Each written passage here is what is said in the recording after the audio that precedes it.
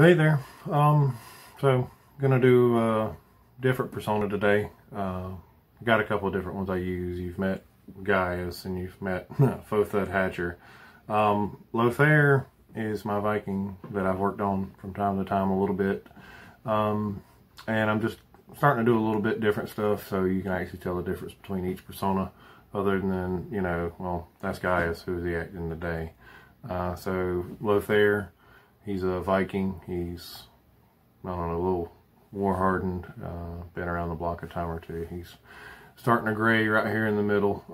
I'm kind of liking that. Let's see, that is, for that I used some of this, I don't know how to pronounce that, the hair coloring paste. A little bit of that, set it with some hairspray so it doesn't rub off. This is after I blow dried it and straightened it to get it to shape up a little bit better. So that gives him a little bit different look as far as the beard goes. Haven't decided to gray all this yet. Lothair has his braids down the side, little French braid down each side of them. Kind of like the Mohawk braid, but not going to get around to that today. Now, something else that Lothair is also going to have that's going to be a strong characteristic for him is I have a scar right here over my right eye. And there's going to be some story in all of that. Now, to do that, what I'm going to use is some rigid collodion. Is that saying that right? Collodion. Rigid collodion. They've been using this for theater scarification and stuff. It's an easy special effect. It's fairly cheap. You can get it on Amazon. Now, if you get the rigid collodion, make sure you get the spirit gum remover. Makes it come off a lot easier and a lot less painful. Trust me, this doesn't feel fantastic when you're pulling it off without the spirit gum. Now, what the rigid collodion does, man, I'm going to have trouble with that. What the rigid collodion does is whenever you paint it on, it's going to set and dry. And when it dries, it's going to pinch and pucker the skin. And it'll help give that deep set-in scar look. Now, before I do that, I'm going to add a little bit of color. Because I found that putting a little bit of makeup on top of the rigid collodion doesn't really work that well. So I'm going to try to do a little bit of coloring with some, these are one of these lip liner pens. Anyway, stealing some of my wife's makeup for this, so hopefully I don't die. So let's start by applying a little bit of scarification around the eye as far as color. Let's see. I'm gonna lay down some red to start with. Let me get that. I think this one's new.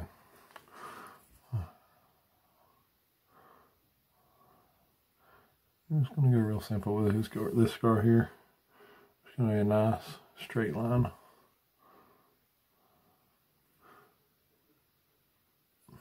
Down over the eye. And line that up. One above the eye.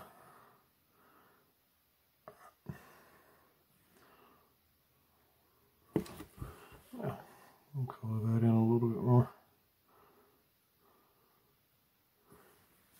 Okay. So, got some red. Now, that's looking a lot like a fresh scar, and I really don't want it to look terribly fresh, so I'm going to take some brown.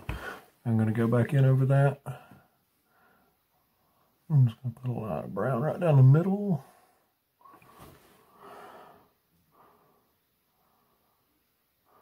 Oh, got dark right there.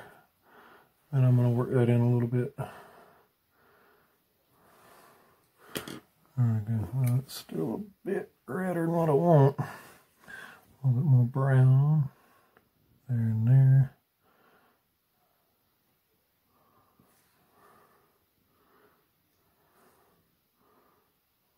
Dab.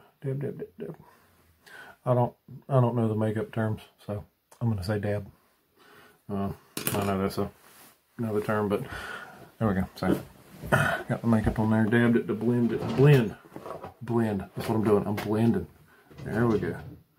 There you go. All these Q-tips.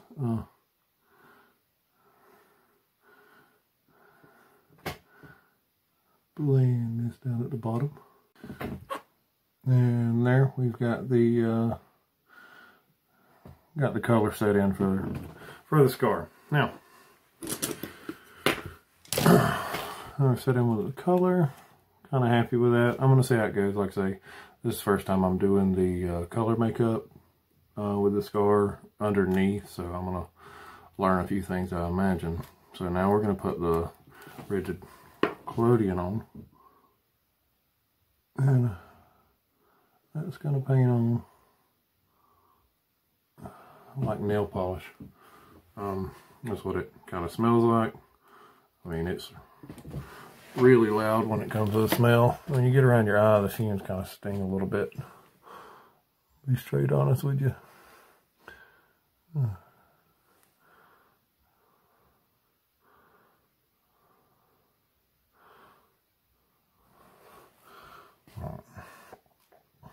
Put a little bit more on this first layer. What I'm going to do this one layer at a time and let it dry. So, and it doesn't take very long, just a minute or two for that to dry. And I'm not sure, well, you can't see, I mean I can, but I'm in person. It starts to set in pretty quickly, starts puckering up. Depending on the nature of the skin, it's going to be a little bit harder because there's not as much give on my forehead skin, but it does straighten out the wrinkle, so that helps. But right here under the eye, it really puckers the skin up underneath here a lot. You can see that comes through. So that's one.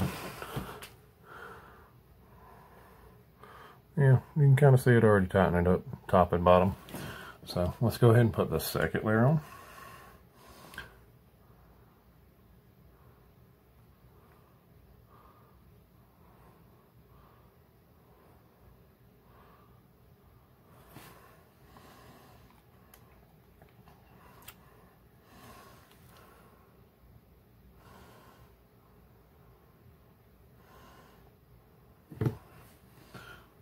I'm sorry, I know that's getting out of frame. Trying to work with the mirror and not look at the phone to do this, because the phone is reversed and it really messes with me.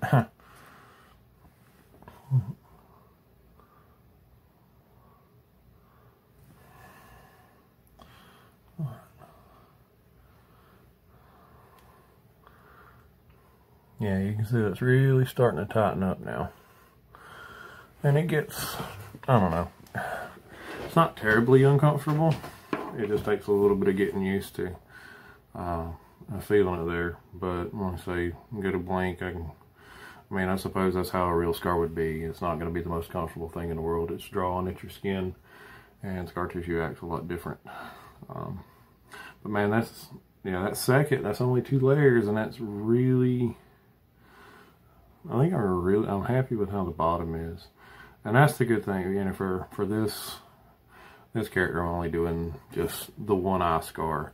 So, I mean, it's not going to be very expensive to lay this on. These little, what is that, 3 ounce? 0.125 ounce bottles will go a long way. I think I'll probably use it, you know, a good half a dozen times at least. No, probably more than that. I can probably get a couple dozen times out of one bottle. So, I mean, that's good. Let's see how that tops. Yep, you're getting pretty good contrast at the top and all. So, there you go. Let me bring the camera in here. You can see. Got a good scar set in there. I'm gonna get my camera to sit back where I had it. There we go. Okay.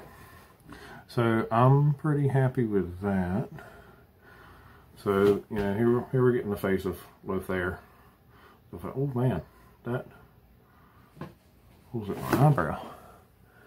Kind of gives a different look to my face. So cool. So here, this is the working on the face of Lothair the Viking. Lothair Goldbrand. Little does Lothair know that he's actually Pictish from northern Scotland. He hasn't learned that fact about himself yet. He was an orphan that was actually adopted during a raid by a Viking.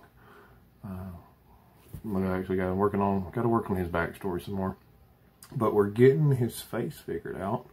Got to work on more Viking clothes. I got a lot of pirate clothes. I need to work on my Viking clothes. But here we are, getting the face of this Viking. Maybe get him an eye patch. Got a real Odin thing going on here. Anyway, so that's what I've got. Like I say, some of the products, the spirit gum remover, this is going to come in handy when I go to take this off in a bit. My gray beard, courtesy of the silver, I can't say it, but anyway, it's hair color and paste. And the rigid collodion. You're not going to be, hold on, I got a pack right here. Rigid collodion. It comes in a little bottle, little pack. You can find this on Amazon, probably some of the other costume and special effects sites. Like I say, it's fairly cheap. Anyway, so we'll see what I can do about the rest of Lothair's look for today with what I got laying around. See if I can get me some Viking clothes. Digging this car though. Yep. Makes me look tough, battle hardened. Like I'm fixing to say something gruff and important. I wanted Dr. Pepper. Yeah.